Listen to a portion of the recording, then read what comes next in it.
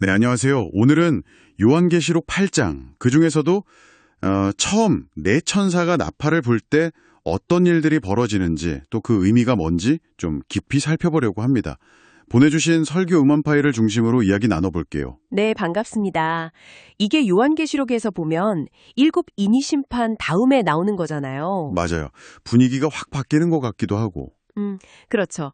앞선 심판과는 좀 다른 아주 극적인 장면들이 펼쳐지죠. 오늘 우리가 이 상징적인 심판들이 그냥 무서운 얘기가 아니라 지금 우리에게 뭘 말하고 있는지 그 속뜻을 좀 찾아봤으면 합니다. 네, 설교지에서도 그 점을 강조하시더라고요. 자, 그럼 그 네 개의 나팔 소리와 함께 나타나는 현상들부터 좀 짚어볼까요? 첫째 나팔이 불리니까. 네, 첫째는 피 섞인 우박과 불이 땅에 쏟아져서 땅이랑 나무, 풀 같은 것들의 3분의 1이 타버립니다. 와, 3분의 1이라니 엄청 많대요. 둘째는 바다 쪽이죠. 맞습니다. 불타는 큰 산 같은 게 바다에 던져지니까 바다의 3분의 1이 피가 되고 그 안에 사는 생물이랑 또 배들까지 3분의 1이 파괴돼요. 바다가 피로 변하고 생태계뿐만 아니라 그 당시 해상무역 같은 경제 기반까지 흔들리는 거네요. 그렇죠. 그리고 셋째 나팔은 쓴쑥이라는 별이 강과 샘에 떨어져요. 그래서 물의 3분의 1이 써져서 마실 수 없게 되고 많은 사람이 죽는다고 나오죠. 식수가 오염되는 거군요.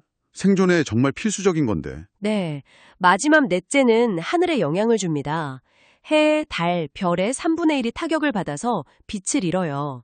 낮도 밤도 예전 같지 않게 어두워지는 거죠. 땅, 바다, 물, 하늘.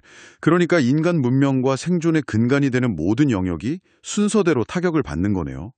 이게 앞서 나온 일곱 인심판하고는 성격이 어떻게 다른 걸까요? 전쟁이나 기근처럼 인간들 죄의 결과로 나타나는 재앙의 성격이 강했잖아요. 네, 그랬죠.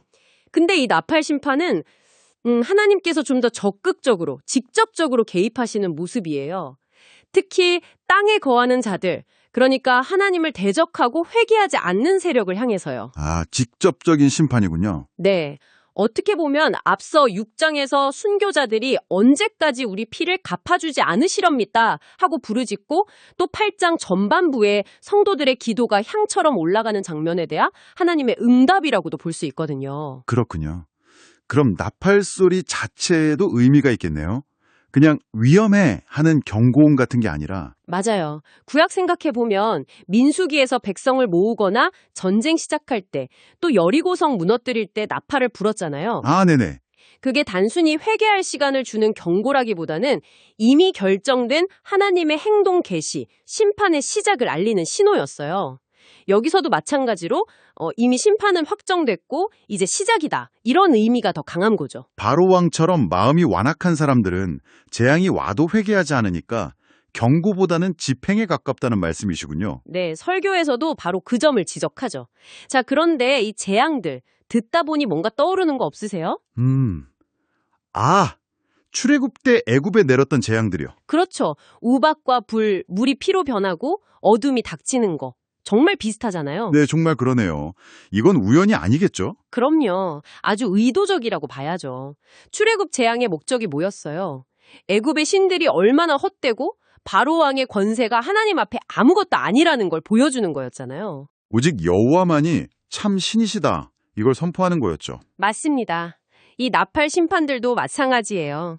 인간들이 절대적으로 의지하는 것들, 자연의 풍요로움, 경제 활동의 기반인 바다, 생존에 꼭 필요한 물과 빛, 이런 모든 것들이 사실은 하나님의 주권 아래 있다는 걸 보여주는 거죠. 그리고 하나님을 떠나서 그런 것들을 더 의지하면 그게 오히려 심판의 도구가 될 수도 있다는 경고고요. 정확합니다. 그럼 이런 무서운 재앙 속에서 하나님 믿는 사람들은 어떻게 되는 건가요? 다 같이 겪어야 하나요? 중요한 질문이죠. 성경은 계속해서 하나님께서 자기 백성을 구별하고 보호하신다고 말해요. 출애굽 때도 이스라엘 백성이 살던 고센 땅에는 우박 재앙이 내리지 않았거든요. 아, 맞아요. 그런 기록이 있었죠. 네. 요한계시록도 뒤에 9장 4절 보면 이마에 하나님의 입 맞은 사람들은 해하지 말라는 명령이 나와요. 그러니까 이 심판의 주된 대상은 끝까지 하나님께 등을 돌린 땅에 거하는 자들이고 하나님의 백성은 궁극적인 멸망에서는 보호받는다는 약속이 있는 거죠. 결국 재앙 자체를 무서워할 게 아니라 내가 진짜 하나님의 백성으로 그 보호 아래에 있는지를 돌아보는 게 더 근본적인 문제겠네요. 바로 그겁니다. 설교자가 마지막에 강조하는 것도 그거죠. 이런 고난 앞에서 바로왕처럼 마음이 더 굳어지고 하나님을 원망할 건가, 아니면 아우구스티누스처럼 죽음을 앞두고 오히려 회개의 시편을 읽어달라고 하면서 끝까지 그리스도께 피할 건가. 믿음의 진짜 모습이 거기서 드러난다는 거군요. 네, 내가 정말 죄인인 걸 아는지, 죄를 미워하려고 애쓰는지, 세상적인 것보다 하나님 말씀이나 예배를 더 사모하는지, 형제자매를 진심으로 사랑하는지, 내 삶의 궁극적인 위로를 어디서 찾는지, 이런 것들이 내가 정말 그리스도 안에 거하는지를 보여주는 증거들이 될 수 있겠죠. 오늘 이 요한계시록의 내 나팔 이야기를 통해 보니까 결국 우리가 발딛고 사는 이 세상의 모든 것들이 하나님의 손안에 있다는 걸 다시 한번 깨닫게 되네요. 네, 그리고 동시에 우리가 진짜로 의지하고 있는 게 뭔지, 그게 혹시 하나님보다 더 앞서 있진 않은지 돌아보게 만드는 그런 강력한 메시지가 있죠. 로마서 말씀처럼 죄의 결과는 사망이지만 하나님의 선물은 영생이라는 그 대비가 더 분명해지는 것 같습니다. 맞습니다. 고난 앞에서 우리의 반응, 그리고 우리가 궁극적으로 어디로 피하느냐가 전혀 다른 결과를 가져오는 거죠. 자, 오늘 이야기를 들으신 여러분께 마지막으로 한번 여쭤보고 싶습니다. 만약 여러분의 삶에서 가장 의지하던 것들, 그게 건강이든 재물이든 어떤 관계든 그런 것들이 막 흔들린다고 느껴질 때 여러분의 마음은 본능적으로 어디를 향하고 있나요? 사라져버릴 것들에 대한 불안과 원망인가요? 아니면 그럴 때일수록 영원하신 하나님 또 그리스도 안에서 진짜 평안과 소망을 찾으려고 애쓰고 계신가요? 이 질문 앞에서 한번 자신의 믿음을 깊이 점검해보는 시간이 되시면 좋겠습니다.